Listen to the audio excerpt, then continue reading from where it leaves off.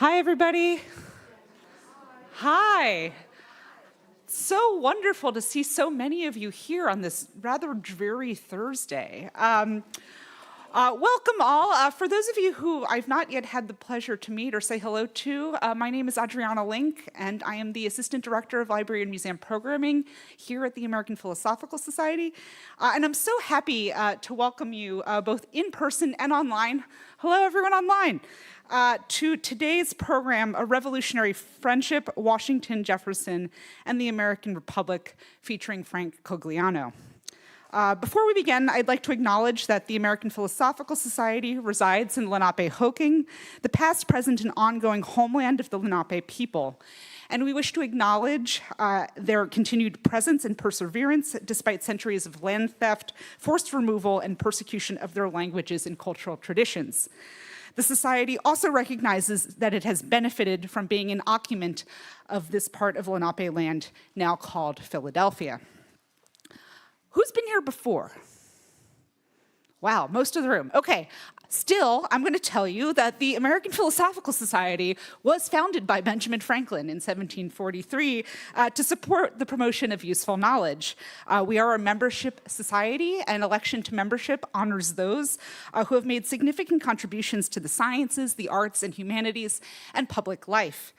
The Society promotes research by providing over $1.5 million of research funds to scholars who are working on projects that span all of those topics I've already mentioned. And our library and museum, which is right across the street, and also I'll say, just a pause, if you haven't yet gone to Sketching Splendor, which is our current museum exhibition, it is fantastic. So if you're not doing anything this afternoon, please go across the street and check it out. It's free, it's amazing. Please go. But in addition to our museum, we do have research centers and collections at our library that serve scholars across the globe. And as always, please do keep tabs on our website, www.amphilsoc.org, to learn more about what we're doing. And we do have a mailing list now, so if you didn't see, we have little cards at the front at registration, so you can sign up to learn about so many of the things that are going on here at the Society. Today's program, however, is sponsored by the David Center for the American Revolution, which is a collaboration between the David Library and the American Philosophical Society, and dedicated to supporting scholarship on the American Revolution. Following the vision of the David Library's founder, Saul Feinstone, the center champions the active engagement of scholars, educators, and the general public of all ages in continuing the dynamic encounter with this most central episode in the creation of the American nation. And I'm sure you're all looking forward to more programming as we gear up to 2026, so stay tuned for more events. A reminder, too, for those of you who are actively working on projects, that the David Center is currently accepting proposals for its 2024-2025 seminar series. The deadline for that is May 31st, so you have a little bit more time, but don't dally too long. Get those proposals in. We'd love to hear what you're working on. So with that, I'm very delighted to introduce today's speaker, Frank Cogliano. Francis D. Cogliano is Professor of American History at the University of Edinburgh and Acting Director of the International Center for Jefferson Studies at Monticello. He is a Fellow of the Royal Historical Society and co-host of the American History podcast, The Whiskey Rebellion. He is author of Emperor of Liberty, Thomas Jefferson's Foreign Policy, as well as the topic of today's lunch, A Revolutionary Friendship, Washington, Jefferson, and the American Republic. And we do have a few copies for sale at the back at the end of our lecture if you'd like to purchase one and get it signed by Frank, as well as some of our other titles from past programs. So it's a great time. Dads and grads, I hear it's a thing. Buy a book. We've got lots for sale. But with that, I think I will stop talking and turn things over to Frank. So please join me in welcoming him to the stage.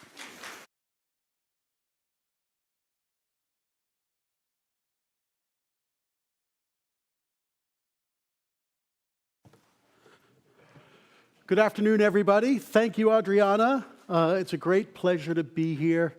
Some of you will have heard me say this before if you've ever heard me speak here in the United States, but I will say it anyway. I need to apologize because whenever I'm introduced, there's a kind of sort of frisson of excitement when they say, oh, he's from the University of Edinburgh. And that's followed inevitably by deflation and disappointment when you hear me speak. I am not Scottish, but I'm Scottish adjacent. I've spent a long time in Scotland. It's a great pleasure to be here because Adriana said in her kind introduction, I'm presently working at the International Center for Jefferson Studies at Monticello, and I'm spending the academic year there. I've been there since last July, and I'm returning to Scotland this summer. Charlottesville can be a little bit of a Thomas Jefferson theme park, so it's really nice to be here in an institution founded by Benjamin Franklin in a different commonwealth where I can breathe freely and speak my mind about Thomas Jefferson and others. So it's really great to be here. And what I want to do today is talk to you about my new book, A Revolutionary Friendship. And this book began with two questions. A question from a student. So one of my students in Edinburgh a few years ago, more years than I care to remember. I worked on this book for much longer than I anticipated. My son is a project manager, and he's told me, if you had a project manager, you would have finished this 3 years earlier. I didn't, so I didn't. So I've been working on this for a while, and it began with a student question. A student in one of my courses came up to me at the end of the class and said, what was the relationship between Thomas Jefferson and George Washington? And I gave her what was basically the textbook answer, which is, well, they're both Virginians, and they had a lot in common, but they disagreed over fundamental political matters, and we all know they were estranged at the end of Washington's life. And basically, they didn't get along very well because they disagreed over politics, and they represent two kind of very different visions of the future of the United States. So they kind of represent the kind of two strands of the American Revolution. And there's a lot of merit to this. And it's the kind of, if you will, the textbook answer. It's certainly an answer I've written. But I got back to my office, and I thought, I wonder if that's actually true. Second question. Well, I said, I wonder if that's true. Maybe that would be a good topic for a book, not realizing how long it would take me to write this book. I thought, oh, that'll be a quick book. Second question came from my wife, who's here today. And she said, surely there's a book on that already. The subtext, because she's not a historian, but she spends a lot of time around historians. She's got views. The subtext to that question was, do we really need a book on this? And if one works on famous individuals, and you don't get more famous in this period than these two, you really have to ask yourself, do we need another book on them? My answer to you, I would suggest, is we do, because seeing them in relation to each other does change our perspective. It certainly changed my perspective. So beginning with those two questions, what was the relationship, and really do we need this, I started this project. And my methodology isn't revolutionary. I know there are colleagues from the academy in this room, fellow historians in this room, and I don't think they're going to be shocked by this.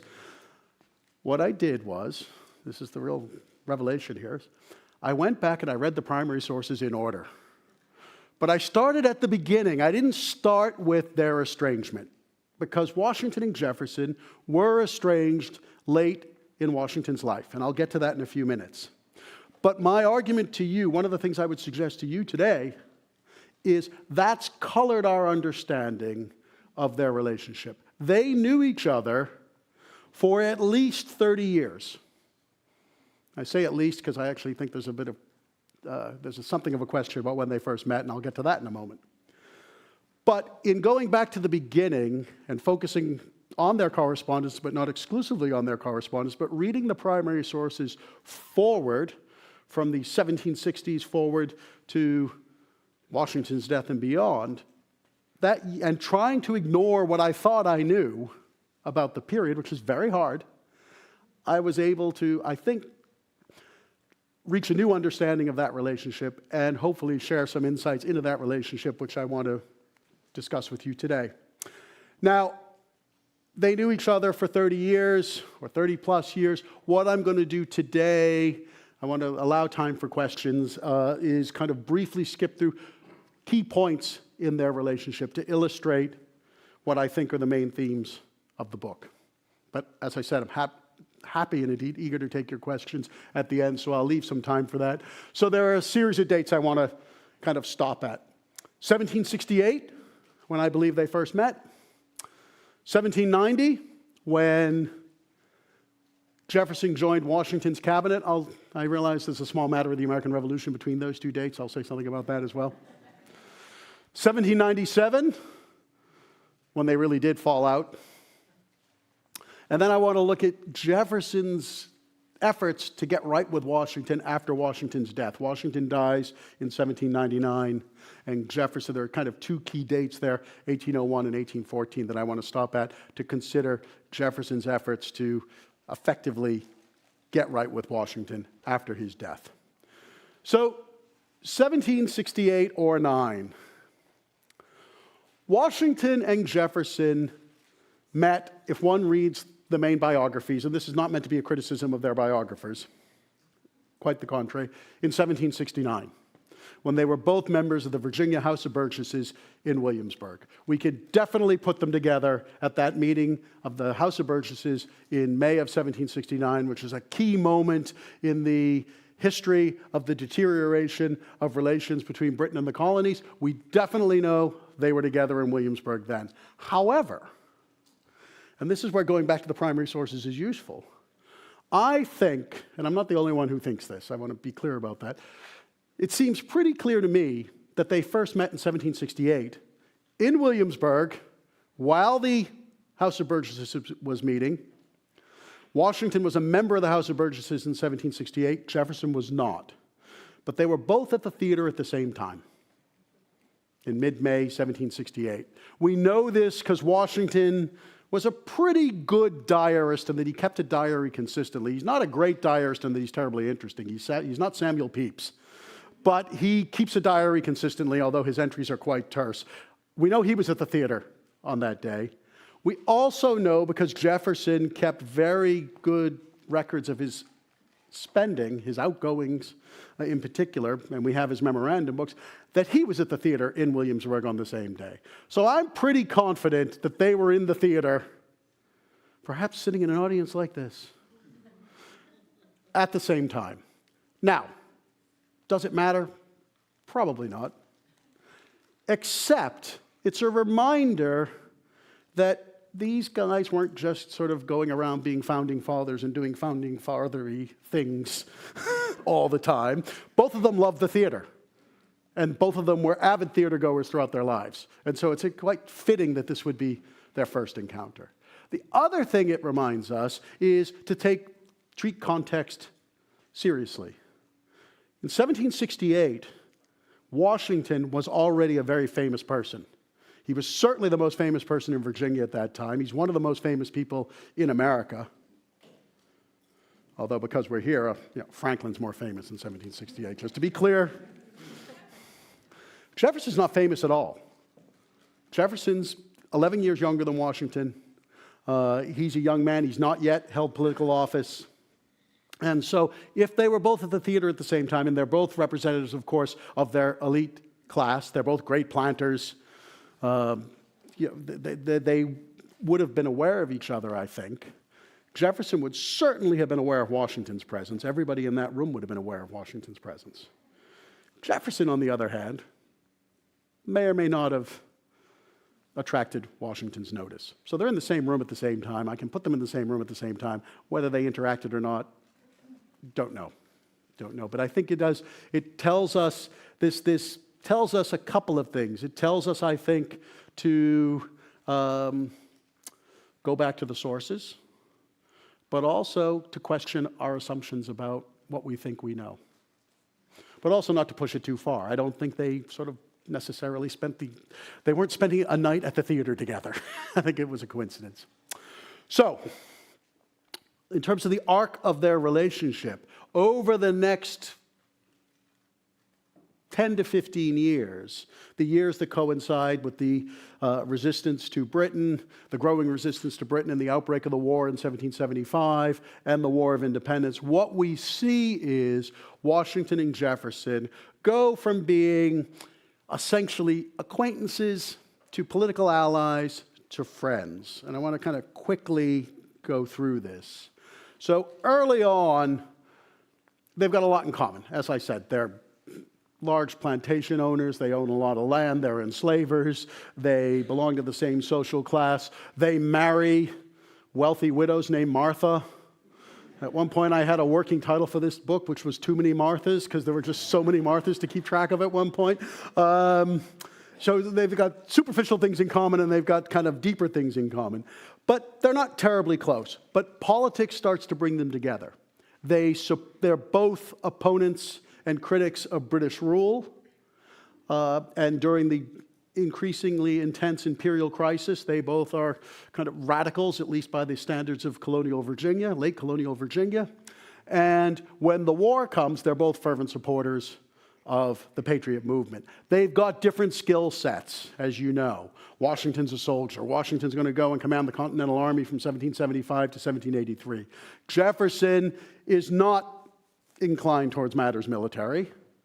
And Jefferson will serve as a statesman, and he will, of course, draft the Declaration of Independence, or be the main drafter of the Declaration of Independence, but he'll also devote his energies to redrafting the laws of Virginia after the Declaration of Independence. He says that's the real work of the Revolution, remaking society. He sees himself, he says, the lawgivers of ancient times would be jealous of us. We have a chance to begin the world anew. So he wants to go back and redraft the laws of Virginia.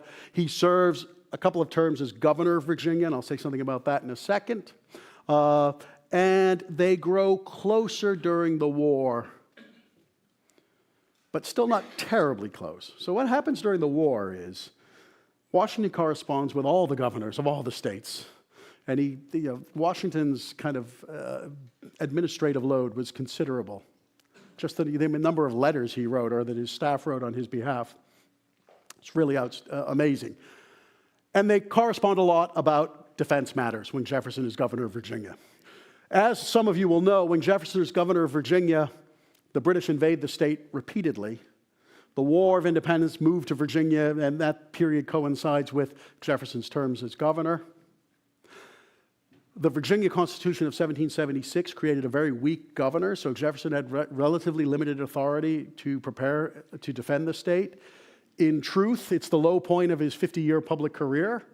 He's not terribly effective as governor of Virginia, and he doesn't do a great job of marshaling the defenses of the state, and the British crisscross the state. Jefferson leaves office at the beginning of June 1781. Washington, of course, will triumph at Yorktown in October of 1781. So Jefferson's having his public low point at this point, and the House of Delegates, the post-revolutionary Assembly in Virginia, will launch an inquiry into his behavior as governor. He's ultimately vindicated, but he doesn't know that at the time. Washington, on the other hand, this is his moment of great triumph in 1781 after the surrender at Yorktown. What's interesting is Washington is quite generous and magnanimous to Jefferson at this point and writes to him and basically says, you did as well as you could. I know they're saying bad things about you, but, you did quite well. And out of that wartime collaboration, a friendship blossoms. And indeed, I think the next phase of their friendship emerges during the 1780s. When Jefferson is mainly in France from 1784 to 1789, Washington and Jefferson correspond a lot. And they correspond about a variety of topics, not just matters political, agriculture, what's going on in the United States. They talk a little bit about political matters and political reform. Their views on the Constitution aren't as far apart as you might suspect, given what we think we know about them. And they become quite close. Washington asks Jefferson's advice about the Society of Cincinnati, for example. And the Society of Cincinnati was a kind of veterans organization for Revolutionary War officers, former Revolutionary War officers, Continental Army officers. And it is a hereditary society. And Jefferson's very worried that this might lead to the creation of a kind of American aristocracy, a military aristocracy. And he thinks that'll undermine the Republican government in the United States. And Washington asks Jefferson for his advice about this. And again, I think this is evidence of the strength and depth of their friendship that's finally evolved as it evolves and flowers during the 1780s. And my argument is Washington deliberately asked Jefferson because he knew he'd get a negative answer about this. He didn't ask one of the members of his so-called military family like Alexander Hamilton. More about him in a minute, don't worry. He asked Jefferson, and Jefferson says, you know what? This is fine if you want to have a veterans organization, but it shouldn't be hereditary. And Washington agrees with him. Now, ultimately, the Society of Cincinnati will vote. It's one of the few times in Washington's public life that people opposed him, because the Society of Cincinnati would vote for hereditary membership. But it's a small illustration of their burgeoning friendship during this period. Which leads me to 1790, when Jefferson joins Washington's cabinet. I want to talk to you about a fishing trip in a minute. And I want to talk to you about AI, which produced this image, in a minute. It's not quite there yet. I don't think the machines are necessary. They haven't quite got us, as will be evidenced by this image. Jefferson joins Washington's cabinet in the spring of 1790.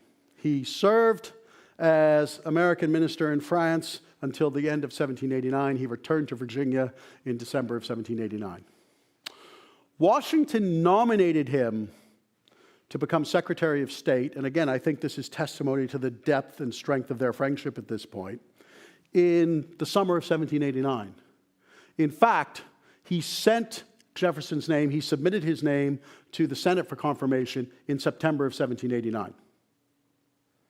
Because Washington is asking people to do things.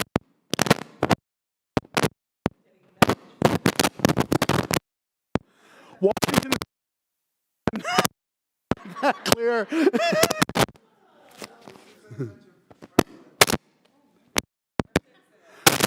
It's Franklin. I'm going to get struck by lightning. Is that it?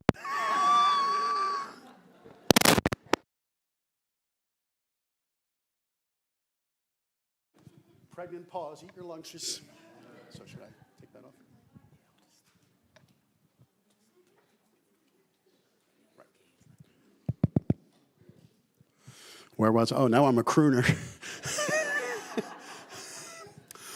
Washington was not used to asking people to do things more than once, so he assumed that Jefferson would accept this invitation. Jefferson can be a little bit of a diva, and he doesn't accept the invitation right away. In fact, he says, well, I have to think about it, and I'd prefer to stay in France, and I'm doing better work here, and so on and so forth. So he doesn't give Washington a clear answer in the fall of 1789. And when Jefferson gets back to Virginia in December of 1789, James Madison comes to see him and says, look, you got to give him an answer. And Jefferson says, oh, does he really want me? So basically, Washington, either directly or indirectly, asked Jefferson 3 times to serve as Secretary of State, which again is testimony to what he thinks of Jefferson, because Washington was not a patient man. Jefferson eventually accepts. He goes to New York, then the capital of the United States, and he also, so once he finally accepts, he said, yeah, but my daughter's getting married, and it's winter time, and so I'll get there when I get there. He gets there in May of 1790. He gets to New York City, then the capital of the United States. Here's where I want to tell you, and this is where going back to the sources is interesting, and I hope enlightening. I want to tell you about a fishing trip. Jefferson and Washington, if one reads their biographies, went fishing in June of 1790. The background to this is that Washington had a near fatal bout of pneumonia in May of 1790. It was widely believed he was going to die. They put straw out on Broadway in New York so that the carriages wouldn't make noise and disturb him while he was trying to rest. So it was a very, very serious moment. And in June of 1790, he invited Jefferson to go fishing. And as I say, biographies of both men report that they went fishing. There's a version of this story that has its origins in the early 20th century that suggests that Alexander Hamilton was on this trip as well. Yeah, right? So I read this, and I thought, okay, here's your story to start the book with, Frank. You need a colorful anecdote. This is the one. Except, I mean, it would have been great, right? It's like that Sopranos episode when 4 guys go out on the boat and 3 come back. You know, if Hamilton, Washington, and Jefferson are on a boat together fishing, what more could I want? Except it didn't happen. Jefferson, our evidence for this is a letter that Jefferson writes to his daughter. And he basically says, the president's asked me to go fishing. Jefferson hated sailing, hated it. He was prone to seasickness. He also suffered from migraines, very bad migraines, and he was suffering from migraine at that point. And he said to his daughter, well, I really hope the seasickness will cure my migraine. So he's not enthusiastic about this. As I said at the outset, he's a very meticulous record keeper. He keeps track of all his expenses. And we know that on, I think it's June 8th, 1790, he's in Manhattan buying strawberries, not fishing with George Washington. The papers reported that Washington was fishing at that point. So I'm both relieved, because I'm thinking I'm going to have to spend like a month doing research on what sport fishing was like in the 18th century in order to write this opening to the book. I no longer have to do that, except I'm crestfallen because I've lost this amazing anecdote to begin the book with. However, what I want to suggest to you all is that this too, and you might not want to go this far with me, but indulge me, that this too is evidence of their friendship. Because do you know what? Friends sometimes just invite each other to do stuff together. And sometimes, if you're not feeling very well, you beg off and say, no, I'll get you next time. And so I don't think as biographers, and again, I'm not being critical of any particular biographers, I understand the appeal of this story. But I don't think that it was a portentous moment when the future of the American Republic was going to be determined. It's a bit like going to the theater all those years ago. I think Washington invited Jefferson to go fishing. This was the recommendation of his doctor as he was convalescing. Washington loved kind of outdoor pursuits, fishing, hunting, riding, and so on. So I think Washington was going to go fishing to convalesce. He invited his then friend, Thomas Jefferson, to go with him.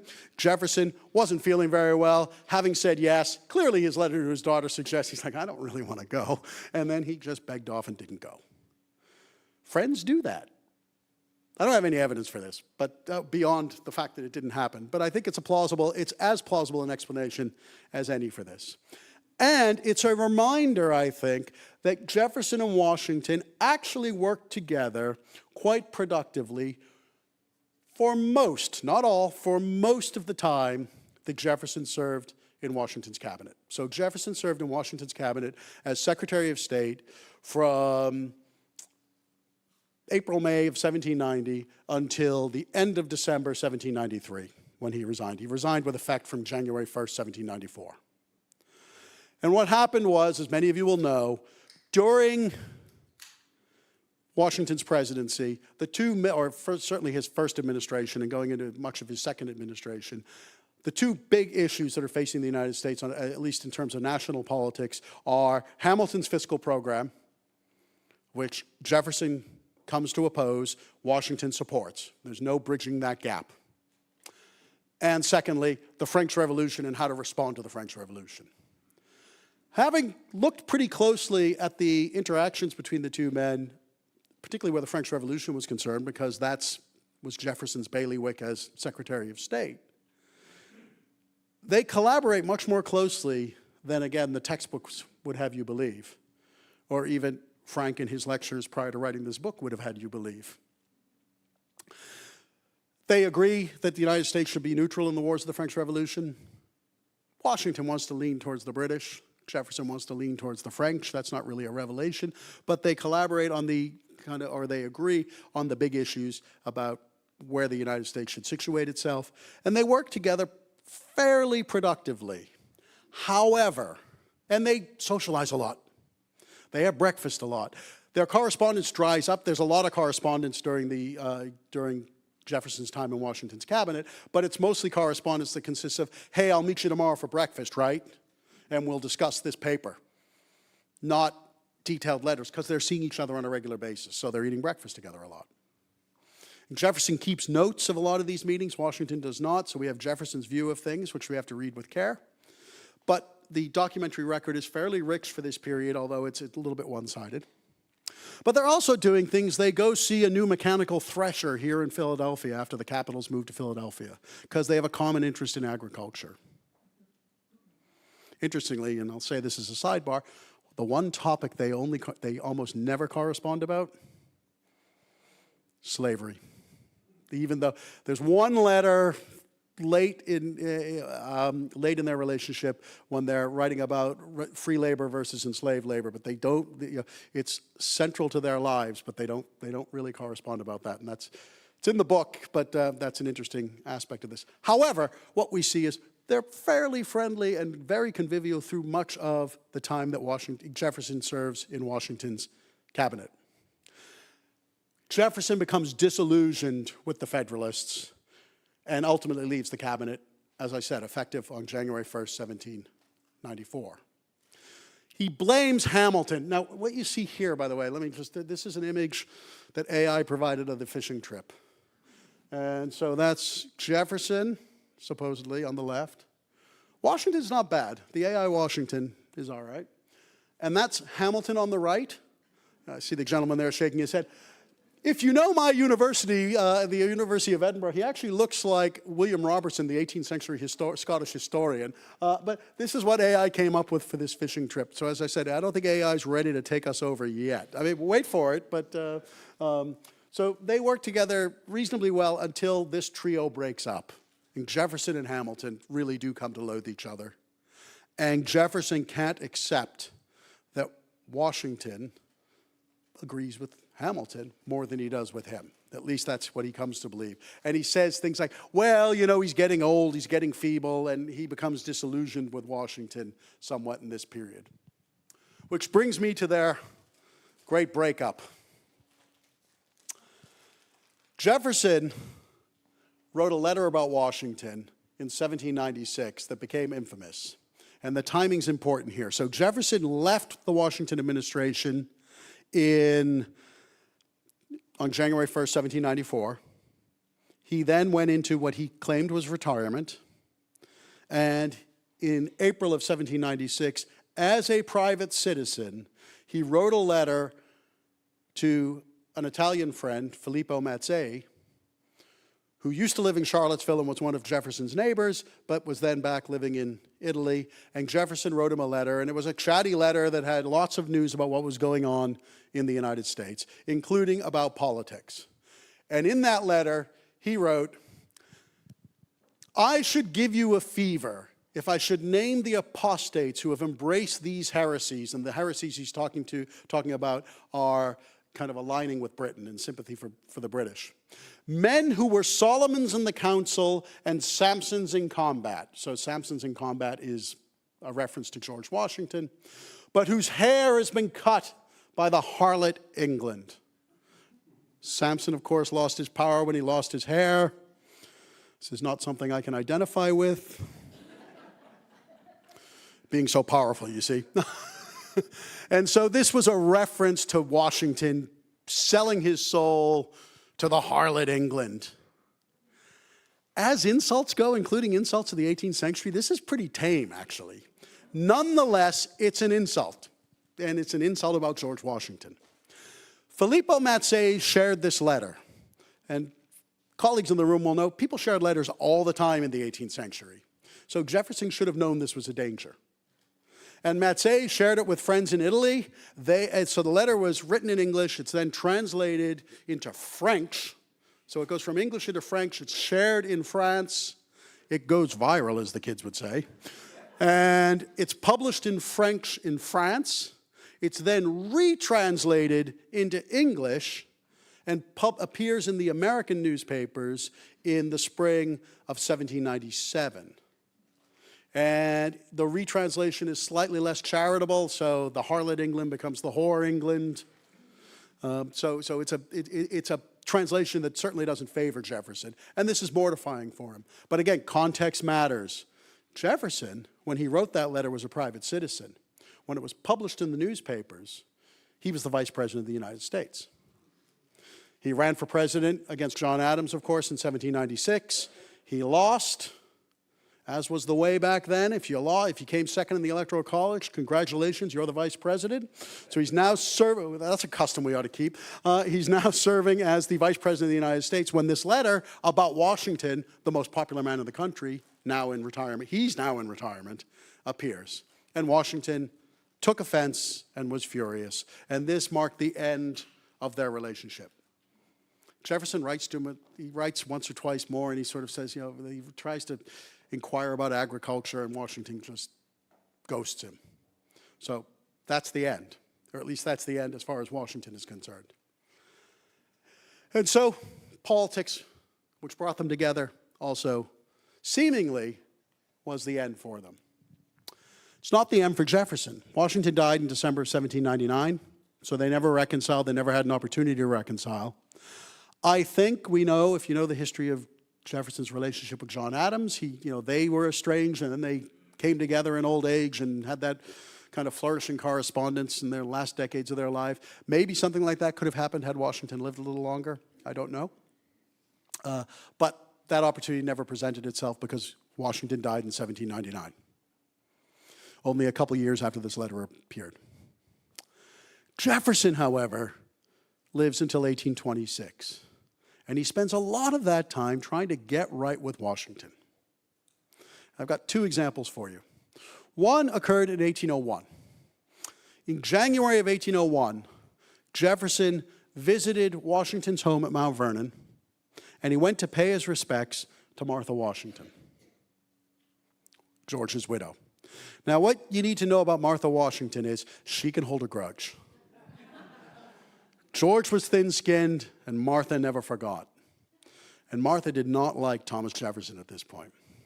She later told Federalist politicians, and so this is hearsay that comes after the fact, but it seems plausible to me, that the two worst days of her life, the worst day of her life was the day that George died, and the second worst day of her life was the day that Thomas Jefferson came to pay his respects. So that's one version of this. Jefferson's account, he wrote to one of his daughters, and he said, I visited Mrs. Washington. She sends her regards. He didn't comment on this. The reason this is suspicious, however, is Jefferson, of course, ran for president again in 1800. And the 1800 election was deadlocked in the Electoral College. And the outgoing Federalist-dominated House of Representatives would choose between Aaron Burr and Thomas Jefferson who would become the next president of the United States. And that wasn't settled until February of 1801. So Jefferson is visiting Martha Washington and paying his respects at George Washington's tomb, something he hadn't done in the previous 13 months, just as Congress is getting ready to decide who to pick as the next president of the United States, Jefferson or Aaron Burr. Martha, perhaps not incorrectly, suspected that Jefferson wasn't entirely sincere or might have had an ulterior motive when he came to Mount Vernon. And certainly Federalist politicians made that an issue of that. We can discuss that if you want. Let's go forward. Jefferson, of course, was elected was inaugurated. The House of Representatives chose him.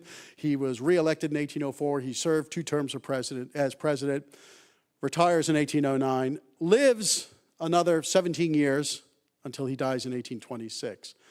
During his retirement, he quite clearly, I suggest to you, tries to get right with Washington, and in a slightly more sincere way, I would suggest, than he did back in 1801. Because I don't think he has as explicit a political motive now. And Jefferson, once he calmed down a little bit, and after serving as president, he had a good sense of how difficult it was to be president, I think.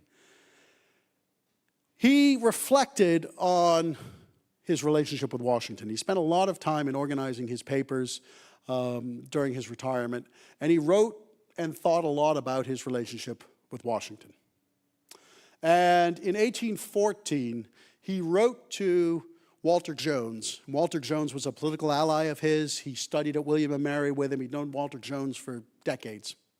And Jones was writing a history of the party controversies and disputes of the 1790s, and he was a political ally of Jefferson's. He was in Jefferson's Democratic Republican Party. And he wrote to Jefferson and said, look, I'm trying to get right to the prehistory, the origins of our party. Can you tell me what Washington was like? And Jefferson, who's never a man of few words, I mean, he's not Hamiltonian. Hamilton is the man of all words. But Jefferson writes long letters and long accounts. Jefferson writes a 1,200-word essay on Washington, which is the longest single piece of writing either man left about the other one, and reflected on what he thought. And he wrote, I think I knew General Washington intimately and thoroughly. It may truly be said that never did nature and fortune combine more perfectly to make a man great. For his was the singular destiny and merit of leading the armies of his country successfully through an arduous war, of conducting its councils through the birth of a government, and of scrupulously obeying its laws through the whole of his career, civil and military, of which the history of the world furnishes no other example. It's no longer Samson being shorn by the harlot England. Now, a very, very eminent scholar of this period, who's a very good friend of mine, but I will not name them, once said to me, Frank, look, the most important thing you need to know to understand Thomas Jefferson is that he lies. And I actually disagree with this. I think Jefferson comes from a culture that really values politeness and civility. And so he frequently keeps his counsel when he disagrees with people. So I think people leave conversations with him thinking they'd agreed when they hadn't necessarily. I think, and this is a flaw in a politician. But I don't think he's lying all the time. And I think this is a true account. And what I want to leave you with is kind of Jefferson's take on this. And accept it with skepticism if you want. Oh, here's the guy from Monticello. Of course he's saying this. But I think we need to take Jefferson at his word. I think in retirement and late in life, Hamilton's dead now, Washington's dead, Burr's doing his thing. Jefferson concludes, he makes the argument, and I think he means it. You know, we agreed on much more than we disagreed about. In the passions of the 1790s, we all kind of let it get to our heads, him especially. But now, with a bit of cool and reflection, we agreed on more than we disagreed. The big stuff we agreed on. And he goes to his grave saying that, and he's pretty consistent about that throughout his retirement. And a lot of scholars have looked at this and said, yeah, but that's because he's self-serving.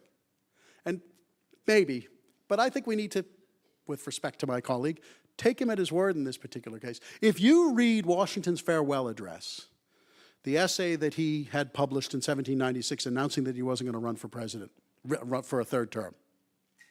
And if you read Jefferson's first inaugural address, which is the address where he says we are all Federalists, we are all Republicans, there's not much in either of those that either man would disagree with.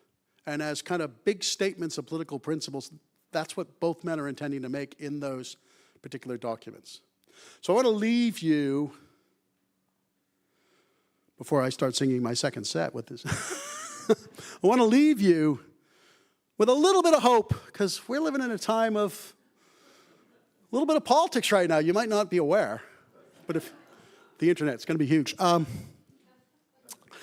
That sometimes the passions of the moment lead us to do and say things that maybe upon reflection we don't necessarily mean, and that we may have more in common than we think. So that's your lunchtime homily. But anyway, I'm happy to take questions. Thank you. Thank you, Frank. So we have a couple of minutes so we can take a few questions, and I have a microphone, so I'll come to you. All right, I see you.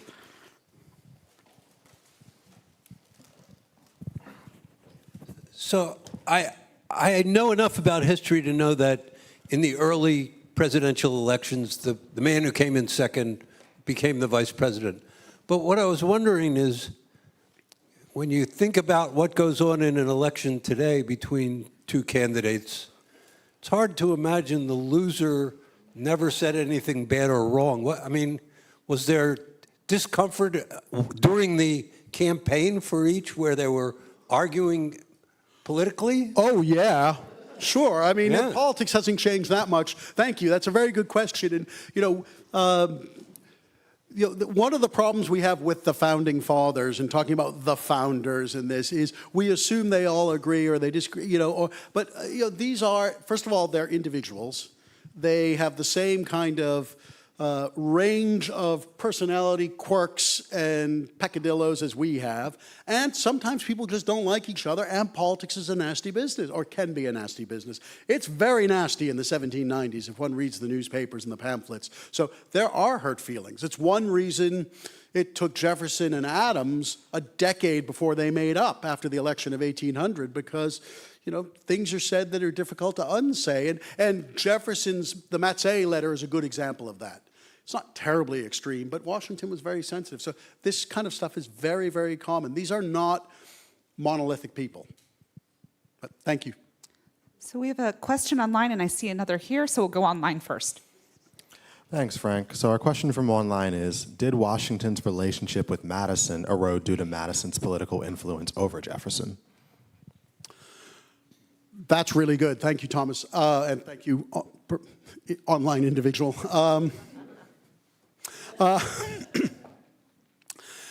Washington's relationship with Madison is with Madison is very interesting because in many respects it was a deeper friendship than his with Jefferson during the 1790s, because they collaborate really closely on the Constitution and on the need for constitutional reform. And they are really together in that. Jefferson's off stage in Paris at that point.